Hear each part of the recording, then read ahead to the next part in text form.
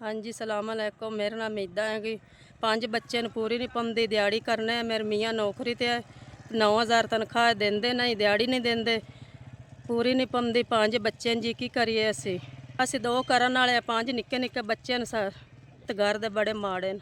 मैं दिहाड़ी ते आई बैठी हाँ, अगू देंदे नहीं है। जिमीदार ही रोंदे पे न, वो भी नहीं देंदे। अगले आंदे न साडे आलू नहीं विकदे, इंज नहीं होंदा, वो नहीं होंदा, सानू देंदे नहीं। अल्लाह पाक गरीब किसे नू बनावे ना। बड़े माड़े हालात न साडे जी, ना दिहाड़ी करिए तो कोई शे लभदी नहीं घरे, ना रोटी पकदी, कोई शह नहीं। लखे तिस्से सौ जांदे न बच्चे, दिहाड़ी तो हमने बाल घरे वेंदे रह जांदे न। हाँ दिहाड़ी लै आवे तो कोई शे पकावे, रोंदे रहंदे निक्के निक्के। हफ्ता हो गया सानू पैसे नहीं दिते ने।